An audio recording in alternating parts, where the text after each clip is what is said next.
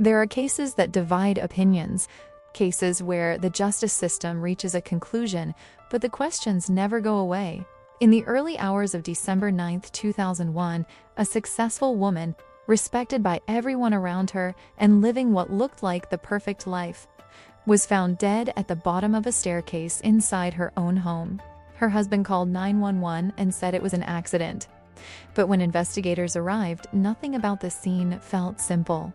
There was blood on the walls, blood on the ceiling, patterns that raised questions, and a scene that, according to some experts, didn't look consistent with a simple fall. Then one detail changed everything. Years earlier, another woman connected to the same man had also been found dead at the bottom of a staircase. The deeper investigators looked, the more they uncovered hidden behind what seemed like a perfect family. Debt, double lives, contradictions, and a story that became one of the most controversial true crime cases ever documented. Was it murder? A tragic accident? Or one of the biggest miscarriages of justice in modern history? Today, we're diving into the case that inspired the staircase and trying to answer a question that remains unresolved to this day. What really happened to Kathleen Peterson? Hello, beautiful people. I'm Maya, and welcome to another episode of Never Forget, where every case reminds us that the world isn't always as safe as we believe. Kathleen Hunt was born on February 21, 1953, in Greensboro, North Carolina, and grew up in Lancaster, Pennsylvania, on a residential street where kids ran from house to house all day, played ball in the street, and crowded onto each other's porches until late at night. Kathleen came from a middle-class family with strong values. Her mother's name was Veronica Hunt. Kathleen had two sisters, Candice and Lori, and a brother named Stephen. The four of them grew up together in that Lancaster neighborhood, and the bond between them never faded. From an early age, Kathleen was different from the other children, not in the sense of being distant or arrogant. People who knew her described her as cheerful, generous, and full of seemingly endless energy. The difference was her intellectual ability. At J.P. McCaskey High School, where she studied, she became president of the debate club and editor of the student magazine Generation. She was elected by her classmates as Girl of the Year and also received local academic recognition. Not satisfied with the school curriculum, she enrolled as a special student at Franklin and Marshall College, a nearby college where she took advanced classes while still in high school. She became the first high school student ever admitted under that arrangement. She graduated as valedictorian of a class of 473 students and was included in the Who's Who Book of American High School Students, a national publication recognizing the country's most outstanding students. In 1971, she entered Duke University in Durham, North Carolina. That same year, she became one of the pioneers in the university's engineering department, at a time when laboratories and technical classrooms were spaces occupied almost entirely by men. She didn't just enter. She completed a bachelor's degree in civil engineering and later earned a master's degree in mechanical engineering at the same institution. It was at Duke that she met Fred Atwater, a physicist. The two married in 1977 and moved to Maryland, where Kathleen began her professional career, and where their daughter, Caitlin, was born on April 27, 1982. The marriage to Fred did not last. In 1985, Kathleen discovered that her husband was having an extramarital affair, and they divorced. It was in Durham that Kathleen rebuilt her life after the divorce. She settled with her daughter in the Forest Hills neighborhood. Caitlin was 3 years old, Kathleen was 32, and her schedule never slowed down. Her career advanced steadily and methodically. She worked at Baltimore Aircoil, Pritchard, Merck, and eventually joined Nortel Networks, the Canadian telecommunications company that became one of the most valuable companies in the world during the late 1990s. At Nortel, she reached the position of Director of Information Services, managing projects that took her to countries such as Russia, Ukraine, Vietnam, Malaysia, and throughout Europe. She regularly received internal leadership awards. By 2001, her annual salary was approximately $500,000. At home, she remained deeply involved in her daughter's life, attended school events, cooked enthusiastically, and welcomed friends with the ease of someone who genuinely loved having people around. Her friends called her Superwoman. Outside work, she served on the Durham Arts Council board, supported the American Dance Festival and Carolina Ballet, and frequently opened her home for events and fundraisers. Durham knew her. She was a woman with real presence, not appearances. Caitlin grew up seeing her mother as the standard she hoped to reach one day. It was also in Durham that Kathleen met Michael Peterson. Caitlin used to play with the adopted daughters of a neighbor, Margaret and Martha, two girls being raised by a novelist who lived down the street and was going through a separation. Through the children, the two became closer. In 1987, the two families moved into the same house. 10 years later, in 1997, Kathleen and Michael married in the mansion where they lived. Talking a little about him, Michael Peterson was born on October 25, 1943, near Nashville, Tennessee. He graduated in political science from Duke University, the same university where Kathleen would later study, although the two never crossed paths there.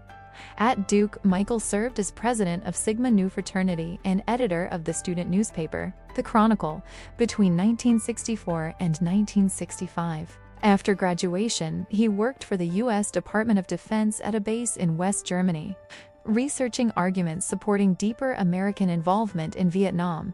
That was where he met Patricia Sue Purdy, known to everyone as Patty.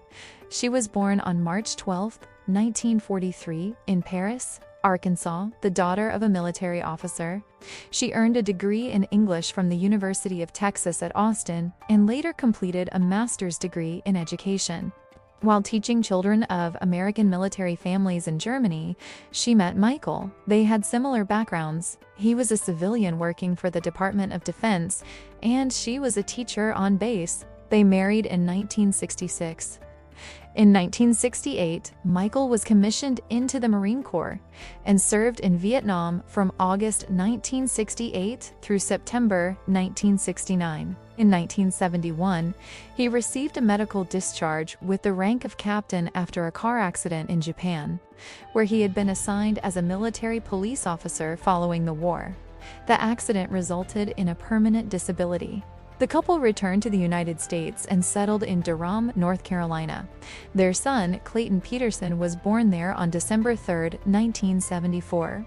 Michael also attempted a legal career and attended the University of North Carolina School of Law, but never completed the program. Afterward, the family returned to Germany. Patty had secured a permanent position as a Department of Defense teacher, where she worked for 35 years. Their second son, Todd Peterson, was born there on March 14, 1976. While living in Germany, the Petersons became close friends with Elizabeth and George Ratliff, an American couple with two young daughters, Margaret, born in 1981, and Martha, born in 1983. George died in 1983 during a classified military operation. After that, Michael began visiting Elizabeth with unusual frequency, every night after dinner, helping with dishes, reading stories to the girls before returning home. He became the present neighbor, the trusted friend, the male figure the family had lost. Years later, some people close to them would say that Michael and Elizabeth's relationship seemed deeper than friendship, but that was never proven. On November 25, 1985, the nanny, Barbara, arrived at the house in the morning and found Elizabeth's body at the bottom of the staircase with severe head injuries. The children were still asleep upstairs. Michael had been the last person to see Elizabeth alive the previous evening.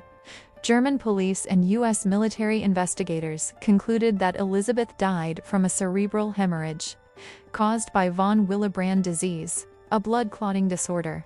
The case was closed. However, Elizabeth had left a will naming Michael as guardian of her daughters and leaving all of her assets to him. Years later, Elizabeth's sister, Margaret Blair, along with other family members in Texas, still questioned both Elizabeth's death and the contents of that will. To them, none of it fully made sense. Michael was still married to Patty at the time, despite how present he had been in Elizabeth's life. always there helping, reading stories, and sharing meals. For Elizabeth's family, it felt strange that he inherited everything and received custody of the girls. Later, he divorced Patty, returned to the United States, and brought the two girls with him. They separated during the mid-1980s and finalized the divorce in 1994. Despite the separation, they remained in contact. Their sons stayed in Germany with their mother and only moved to the United States years later as teenagers. Michael and Patty had been married for more than 20 years.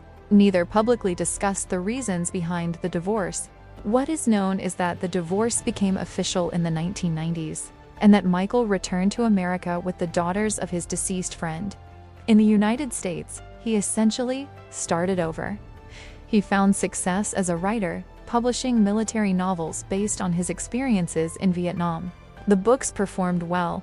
One of them, A Time of War, reached the New York Times bestseller list and was translated into 8 languages. He wrote other books and collaborated with journalists on biographies.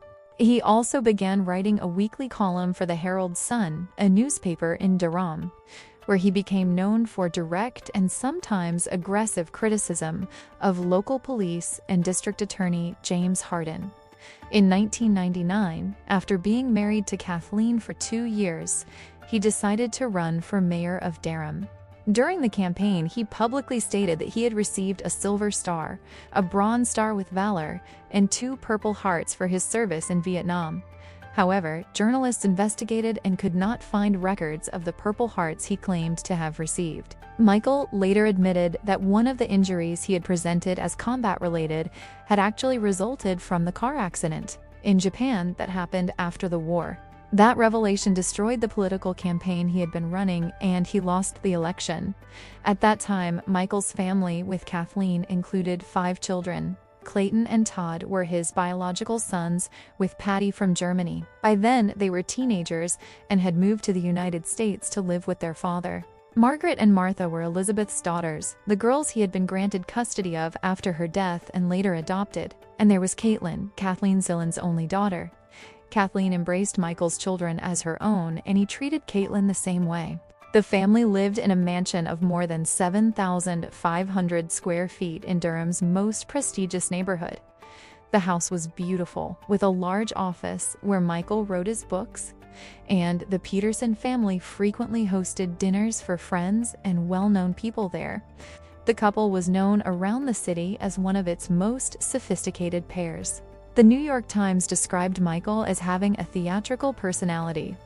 Kathleen was described as a partner who matched him, energetic, loyal, and fun. But something remained hidden from almost everyone. Kathleen was the one financially supporting the entire family. Michael was unemployed, and together, they had accumulated more than $143,000 in credit card debt. On top of that, Nortel, the company where Kathleen worked, and which had once been considered Canada's most valuable company, had collapsed after the dot-com bubble burst in the early 2000s. That meant Kathleen's job was under threat. By December 2001, the mansion on Cedar Street was quieter than it had been in years. Michael's sons were already adults. Martha was attending the University of San Francisco, Margaret was living her own life, and Caitlin was studying at Cornell.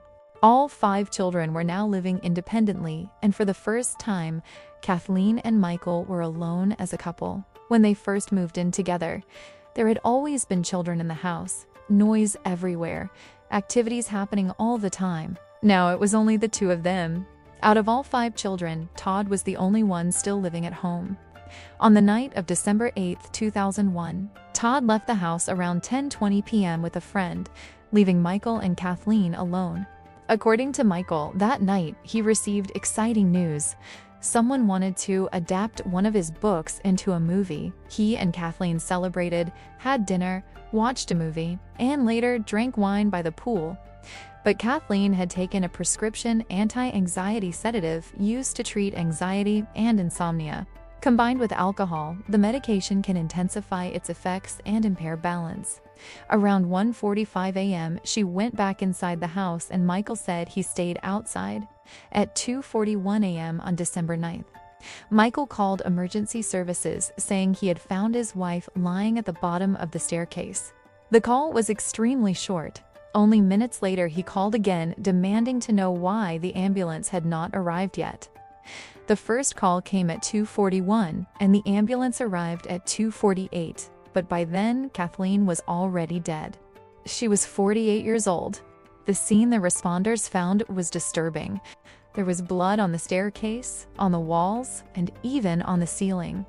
The amount of blood, according to investigators' initial assessment, did not appear consistent with a simple fall down the stairs. Michael was wearing shorts and a t-shirt and had blood spatter on his legs. Outside temperatures that day ranged from about 50 degrees Fahrenheit to 55 degrees Fahrenheit. Shortly before 3 a.m., Todd, the only child still living at home, returned and found paramedics at the house. Investigators noticed that both Michael and Todd appeared shocked. However, Michael kept pacing back and forth. He mumbled something repeatedly about emails. Then he would walk into his office, use the computer, pick things up, and put them back down. Investigators found that unusual. Todd asked if he could grab a soda from the refrigerator. One of the officers allowed it. Later, that became a problem because the scene should have remained completely secured. In the days following Kathleen's death, the house became crowded. People brought flowers, food, cards, and bottles of wine. The staircase was covered with plywood, but behind it, the bloodstains remained on the wall. Caitlin, Margaret, and Martha returned to Durham as soon as they heard the news. 4 days after Kathleen's death, on December 13th, her funeral service took place at Duke Chapel, the same place where she had once studied and broken barriers years earlier. The burial took place at Maplewood Cemetery and was limited to close family. Michael attended with the children, and Kathleen, whose family was also there. At that point, the family still appeared united. Caitlin publicly defended Michael, but the investigation could not pause for mourning. From the beginning, investigators felt something did not fit. First, the amount of blood seemed excessive for a simple fall. There was blood even on the ceiling. Paramedics observed that some of the blood had already coagulated.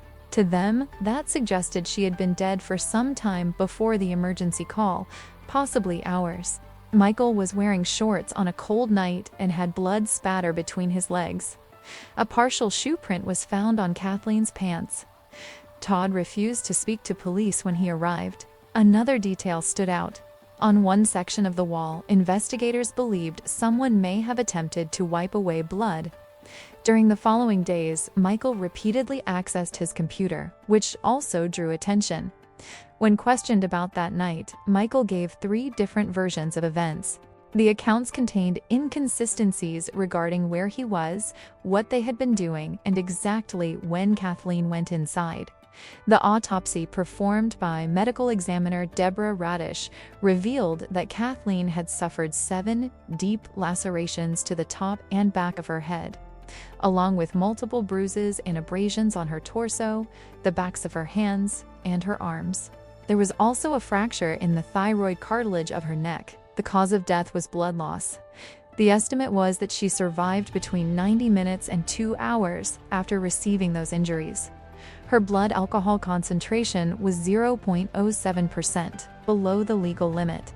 She had also ingested between 5 and 15 milligrams of the prescribed medication. There were no skull fractures and no cerebral hemorrhage.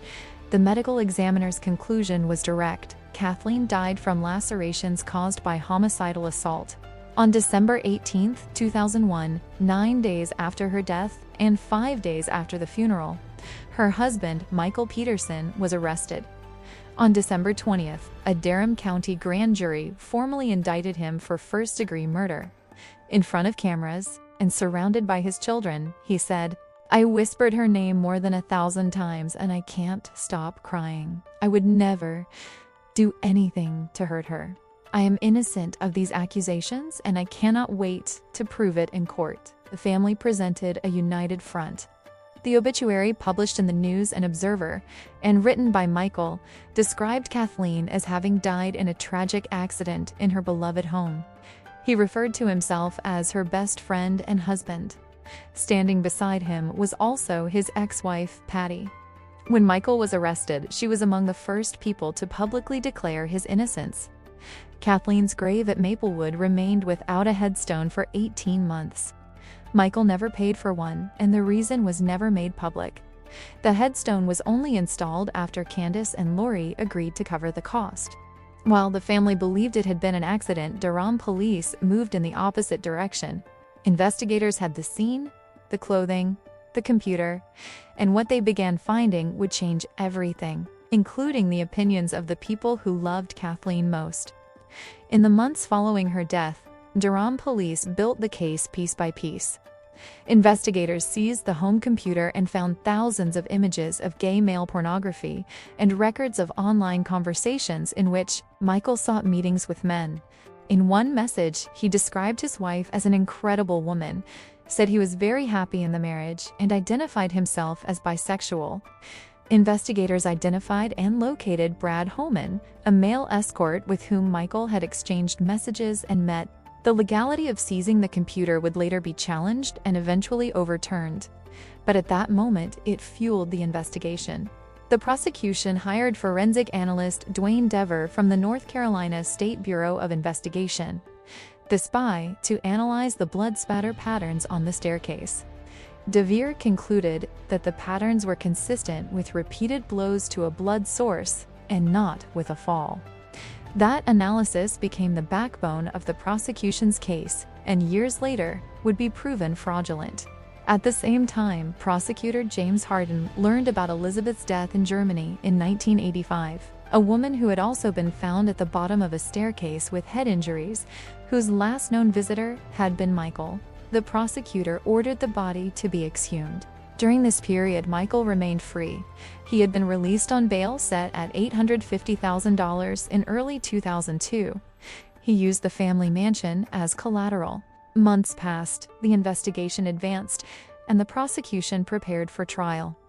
Then, on July 1, 2003, 18 months after Kathleen's death, with the entire country watching, the doors of Durham County Superior Court opened for one of the longest trials in North Carolina history.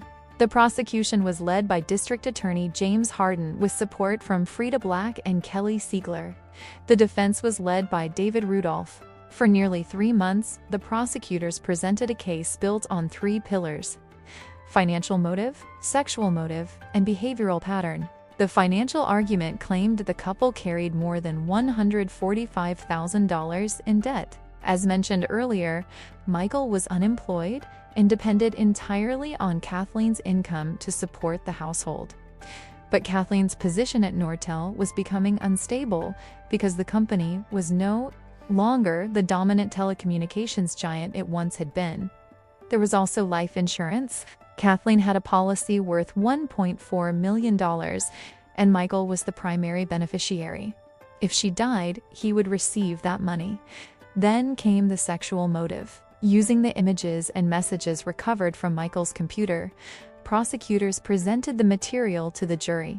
They also brought in Brad, the man who had met Michael, and he confirmed the encounter, stating that he had been paid. Prosecutor Frida argued that she believed Kathleen discovered her husband's parallel life that night, his meetings with men.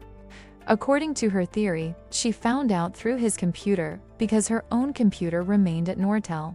The prosecution argued she discovered the messages, the couple argued, and the confrontation escalated into violence. Finally came the pattern argument. 16 years after Elizabeth's death in Germany, prosecutors requested exhumation of her body.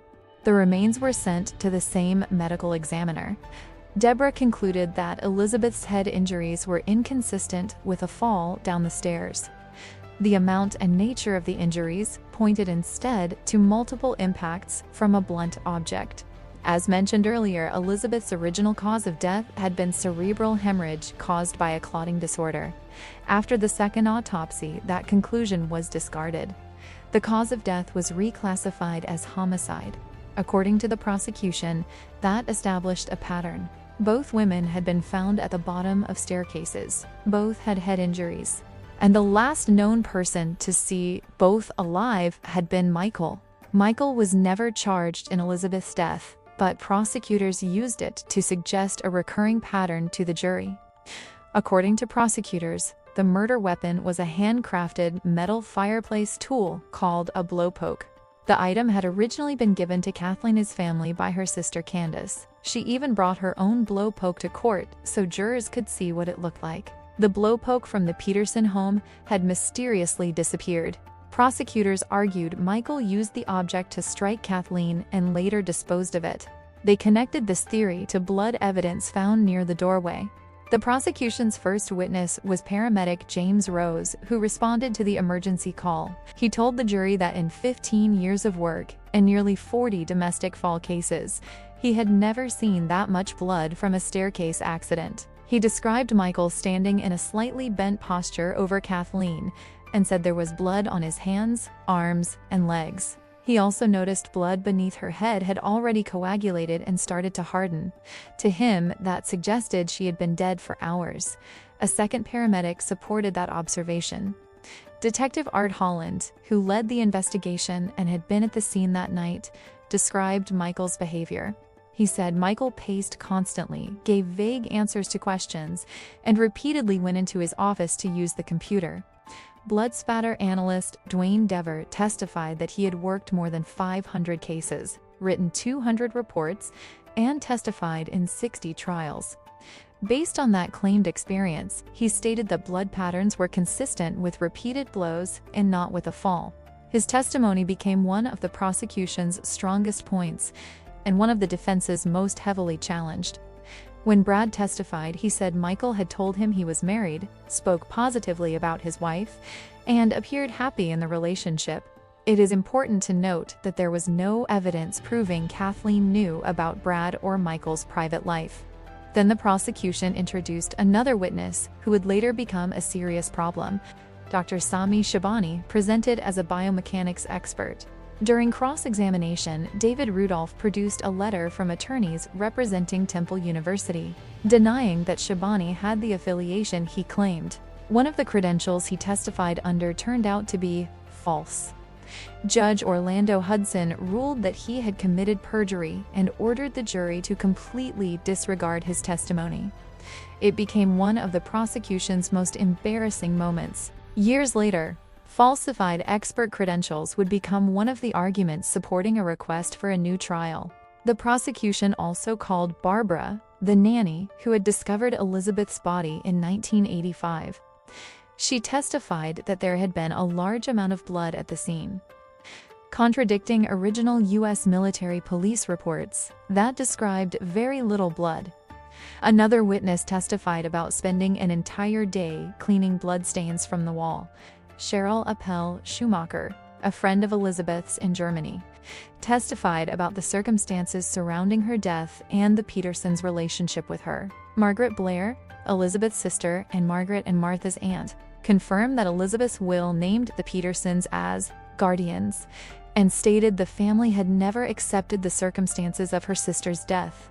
To directly challenge defense experts, prosecutors brought Dr. John McCrory, Professor Emeritus of Engineering at Duke, and Dr. John Butts, Chief Medical Examiner of North Carolina, and Deborah Radish's superior.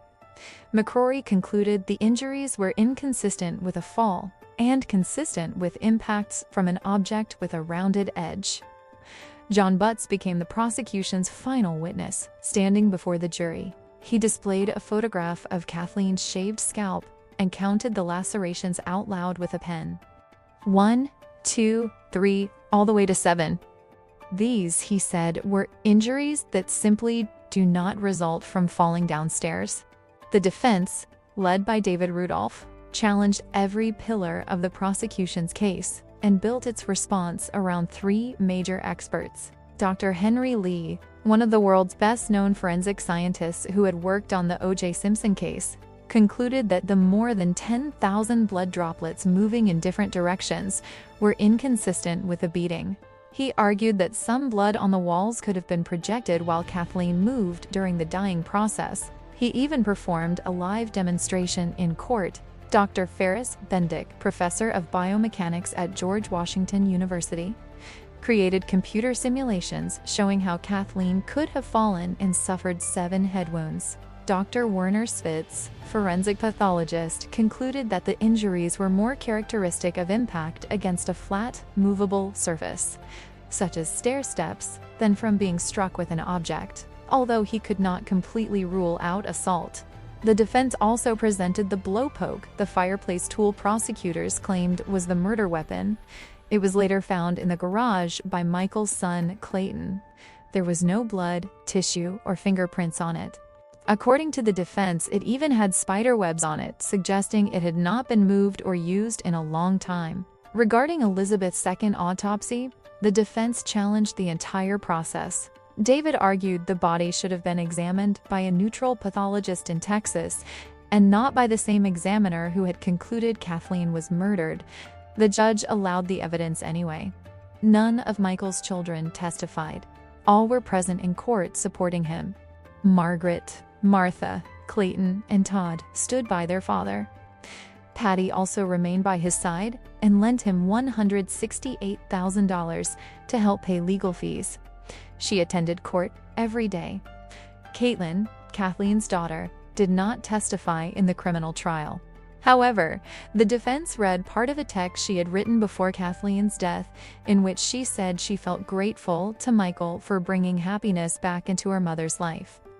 During closing arguments, Frida held up a folder full of gay pornography images found on Michael's computer. She told the 12 jurors she did not intend to offend anyone, but referenced what Brad had testified they planned to do together.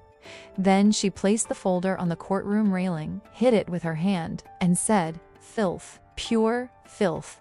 She built the argument that Kathleen would never accept that her husband was bisexual, and that it was precisely this argument, this discovery, this humiliation that led to the fatal confrontation. She also shifted the focus to Michael's identity as a writer. She said, "We are not dealing with an ordinary person. We are dealing with a fiction writer, someone who knows how to create a fictional storyline." She ended her argument with a direct provocation to the jury. She said, if jury believed this accident theory, he would also have to believe that Dwan Diver is a liar. Years later, it was proven that he truly was a liar. And that line from Frida took on a meaning she certainly never intended. Defense attorney David Rudolph was the last to speak to the jury before they went out to deliberate. Frida had chosen to lean into moral judgment and emotion, while David relied on the structure of the law. He built his closing argument around a single concept: the burden of proof belongs to the state, and the state had failed to meet it. He pointed out at least 10 failures in the prosecution's case: the absence of the murder weapon, the absence of Michael's DNA on Kathleen or on the walls, the absence of Kathleen's DNA on the computer or on Michael's keyboard, the absence of any witness confirming that a real argument ever took place, the contradictions between forensic experts, the credibility of Sammy Shabani being destroyed, and the exaggerated claims of Dwan Diver. He also spoke at length about the alleged murder weapon that was found, but as I mentioned before, nothing was discovered on it. There were no traces of violence that proved it had actually been the weapon used in the crime. He argued that Michael and Kathleen had a happy marriage, that his bisexuality was not a secret to the family, and that the entire trial had turned into an exercise in public shaming disguised as a criminal proceeding. David and Michael's entire legal team were highly confident. But after 14 hours of deliberation spread across 4 days, the jury found Michael Peterson guilty of first-degree murder. The sentence was life in prison without the possibility of parole. When the judge read the verdict, Michael's 2 adopted daughters cried. Michael turned to them and said, "I love you. Everything will be okay." Kathleen's daughter, Caitlin, released a statement through her attorney saying she was grateful that justice had been served for her mother. Kent, Kathleen's sister, stood outside the courthouse and said she felt relieved but not satisfied. David, the defense attorney, immediately stated that he would appeal. He said the war was not over. The prosecutor said they were very satisfied that at least this chapter had been closed for the family. In 2006, the North Carolina Court of Appeals rejected Michael's challenge by majority vote. The decision was not unanimous, which still allowed him the right to appeal to the state Supreme Court. In November 2007, the Supreme Court upheld the conviction. his ordinary legal appeals were exhausted. For all intents and purposes, Michael would serve a life sentence. However, in 2008, a series of investigative reports by the News and Observer exposed systemic irregularities in the SBI Forensic Laboratory, the State Bureau of Investigation of North Carolina. The reporting revealed a pattern of falsifying and omitting evidence in dozens of criminal cases. Attorney General Roy Cooper opened an independent investigation. The results directly impacted the Peterson case. Dwayne DeVore, the prosecution's main forensic witness, was suspended and later fired in January 2011. The official report concluded that his work was among the worst performed in decades at the laboratory. It was proven that DeVore had lied to the jury about his credentials, claiming he had worked on 500 cases, when in reality, he had written only 47 reports. He had also manipulated experiments to produce results favorable to the prosecution, and this was not limited to the Peterson case. DeVore had falsified evidence in 34 cases, including one that sent an innocent man to prison for 17 years. Once considered the state's star analyst, he was exposed for omitting data and inflating results. This collapse of scientific credibility in the state system, and not just Michael's defense strategy, ultimately forced the system to grant him a new trial. In December 2011, the judge ruled that DeVore had given materially misleading and deliberately false testimony. After 8 years in prison, Michael was released on a $300,000 bond and placed under electronic monitoring while awaiting retrial. Defense attorney David Rudolph, who had represented Michael in the first trial, returned to the case after the new trial was granted, working without pay. In 2014, however, he stated publicly that he could no longer afford to continue without compensation and withdrew. The court then appointed public defender Mike Cloninger to take over the case. The retrial was repeatedly delayed over disputes about which evidence would be admissible in a second proceeding. Without DeVore's testimony, without the computer messages whose seizure had been ruled illegal, and without Elizabeth's death being used as evidence, the prosecution's case was substantially weaker than in 2003. In 2016, on the eve of a critical hearing, public defender Mike Cloninger suffered a severe stroke and became incapacitated. David Rudolph offered to return, but Michael chose not to delay the hearing and instead allowed another attorney from the firm, Mary Judy Darrell, to handle the case alone. Then, in February 2017, Michael, now 73 years old, and once again represented by Rudolph, chose to enter a legal mechanism called an Alford plea, a form of American law that allows a defendant to plead guilty to a lesser charge without admitting to the crime. The argument is that the available evidence would be sufficient for a jury conviction, regardless of actual guilt. Michael entered an Alford plea to the reduced charge of manslaughter. He was sentenced to time already served, 8 years, and was released. During the hearing, Kend, one of Kathleen's sisters, addressed the court in a prepared statement written over 10 days. She dismissed the Alford plea with a phrase that became widely known. She said that for her, it was simply guilty, and no legal wording could change that. Kathleen's sisters never wavered in their conviction.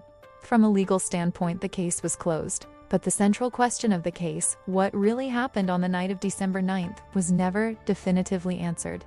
And there was a third theory that neither the prosecution nor the defense had presented at trial. In 2003, T.E. Lawrence Fowler, a Durham attorney, Peterson neighbor, with no connection to the case and also an experienced hunter, began independently studying the autopsy photos. Something about the lacerations on Kathleen's skull caught his attention. He brought forward a hypothesis to the police that Kathleen may have been attacked outside the house by a barred owl. While reviewing the SBI evidence list, he found something that had been kept out of public view: a microscopic feather and a fragment of tree branch. They were embedded in a clump of hair torn from the root, found in Kathleen's left hand. The prosecution had previously stated that no feathers were found, A new examination of Kathleen's hair in 2008 revealed another microscopic feather. In other words, there were now 2 microscopic feathers. Lawrence's theory is the following: while moving outside the house, from the pool area toward the entrance, Kathleen may have been attacked by a barred owl, a common bird in Durham that mistook her hair for prey. This attack would have caused the head injuries. Panicked and bleeding, she would have run into the house toward the staircase and fallen at its base. The blood pattern, the splatter, and the scene would represent the moment she had not yet lost consciousness and was still struggling for her life, in pain and trying to get back up. In 2023, Lawrence endorsed a book titled Death by Talons, written by Ty Smith, which develops the owl theory in greater detail, arguing that the attack began outside the house and continued inside. Specialists in birds of prey who were consulted over the years have offered differing opinions. This theory was never presented in court, because when Lawrence approached David in 2003, the case was already in its final stages, leaving no opportunity to introduce new evidence. In the years that followed, Michael's legal team chose to focus their appeals on Duane DeVere's perjury, which was a stronger legal argument. When a new trial was finally granted in 2011, the unusual owl theory began to emerge as a possible line of defense, especially given the absence of a murder weapon that could be definitively linked to the crime. The alleged iron blow poke mentioned by the prosecution was never found in a condition that indicated violent use, despite exhaustive searches. In that context, Michael's defense found an unlikely ally: biology. Even so, Michael chose to enter an Alford plea in 2017, and the case was closed without any court formally examining the theory. Michael later described his reaction upon seeing a photograph comparing the talons of a barred owl with the lacerations on Kathleen's skull, saying that if it had been presented to the original jury, it would likely have created enough reasonable doubt for an acquittal. Shortly after Michael's arrest in 2001, a French film crew gained limited access to the family and the defense team. Over more than 600 hours of footage, they followed the case from the beginning of the investigation through the verdict. The resulting documentary, originally aired on French television in 2004 under a title roughly translated as Suspicions, was released to American audiences as Death on the Staircase, and later re-released internationally by Netflix as The Staircase. The series became a landmark in the true crime genre and received updates over time, with new episodes added in 2013 and 2018, following the case through to the Alford plea. The documentary also produced an unexpected development. Sophie Burnett, the French editor of the project, worked remotely in Paris, while Jean-Xavier de Lestarade's team filmed in Durham. Over months, she watched hundreds of hours of footage of Michael, the grieving husband and present father, a man mourning his wife's death. She came to believe he was innocent. After the 2003 conviction, she contacted him, initially through letters that eventually evolved into a relationship lasting 13 years. She traveled to Durham 17 times to visit him in prison. When he was released in 2011 under electronic monitoring while awaiting retrial, their relationship became public. Sophie appeared alongside him and his family during one of the hearings filmed for the documentary she had helped edit. The plan was that once fully free, Michael would move to Paris to live with her. However, after the Alford plea in February 2017, Michael was released in May of that year, and the relationship ended just days later. He remained in Durham, and Sophie remained in Paris. The 13 years of letters, visits, and plans did not survive contact with real freedom. In 2019, Michael independently published his memoir titled Behind the Staircase, where he described the relationship in detail, confirming that the plans had been serious and that Sophie had been a support during his years in prison. Whether the relationship influenced the documentary's editing, and therefore public perception of the case, was never definitively established, although Sophie and Jean-Xavier have always denied any editorial interference. In 2022, HBO released an 8-episode dramatized miniseries also called The Staircase. Michael publicly criticized it, calling it homophobic, and claiming that specific scenes, including one in which Kathleen discovers pornography on Michael's computer, were fabrications contradicted in court. In the HBO version, Sophie is portrayed as having suppressed unfavorable evidence against Michael. Sophie described the portrayal as unfair and false.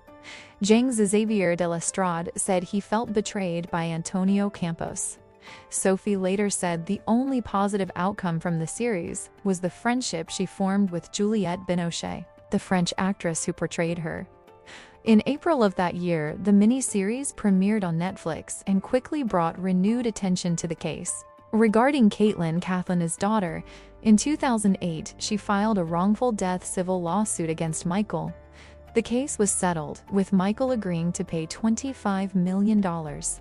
In practical terms, this meant that any significant income he earns is subject to enforcement in favor of Caitlin. For this reason, his memoirs and other books published after his release were independently released, with profits reportedly donated to charity. Caitlin was the only one of the 5 children who permanently broke ties with Michael. His biological sons, Clayton and Todd, as well as his adopted daughters, Margaret and Martha, maintained their support for him throughout the proceedings. Today, Michael is 82 years old and since April 2024, no longer lives in Durham. He moved to Reno, Nevada, describing the change as refreshing. He continues to deny any involvement in Kathleen's death. Clayton, the eldest son, lives a private life in Maryland with his wife and supported his father throughout the case. In 1994, when he was 19 and still in college, he planted an explosive device in a university administrative building in an attempt to create a distraction while stealing equipment to forge identification documents. The device did not detonate, but investigators found additional explosive materials among his belongings. He was sentenced to 4 years in federal prison and had already served his sentence by the time Kathleen died. Todd, the youngest son, was for years one of Michael's strongest defenders, but later changed his stance. In 2021, he publicly accused his father of killing both Kathleen and Elizabeth. A separate and more recent family conflict concerns the death of Perry, the mother of the 2 boys, who died in July 2021 from a heart attack at Duke University. Todd claimed Michael watched her suffer and delayed calling for help, while Clayton gave a different account, saying Michael alerted the sons and they called emergency services. This claim was never investigated criminally. Margaret, one of Elizabeth's daughters whom Michael adopted, is now 44 and works in the film industry in California. She continues to believe in Michael's innocence and calls him her father. Martha, 42, lives in Colorado and works as a psychotherapist, maintaining a private life. Both returned to using their mother's surname, Redliff, instead of Peterson. Caitlin, now 44, is married with twins. She lived in London while completing a doctorate in law and later returned to Durham. She attended every day of the trial, hearing all the evidence, and said that she now knows what happened to her mother, although she has not disclosed details, stating only that moving forward is what her mother would have wanted.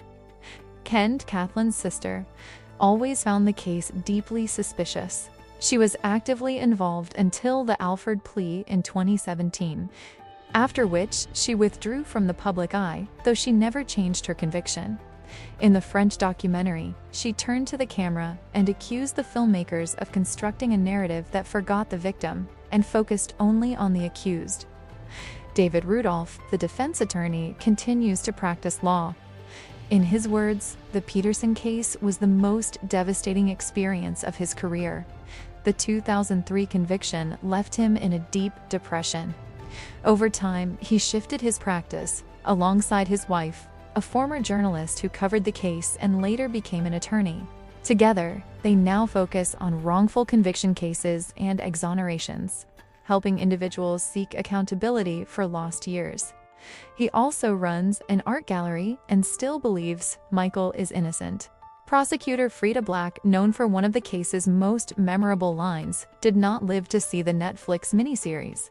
After being dismissed from the prosecutor's office in 2005 and accumulating 2 DUI convictions in 2012 and 2015, a welfare check was conducted in 2018 after she was not heard from for several days. She was found dead in her apartment, dying from end-stage liver disease caused by chronic alcoholism at age 57. This year marks 25 years since Kathleen's death, and the central question remains unanswered. What really happened that night? The prosecution believes Michael struck his wife after an argument. The defense argues she was injured in an accident and died after falling down the stairs. The owl theory proposes a third possibility that was never proven or ruled out. Beyond reasonable doubt, the justice system did not find the truth. It only reached the end of a process. What actually happened to Kathleen that night and early morning remains unanswered to this day. This case really stuck with me.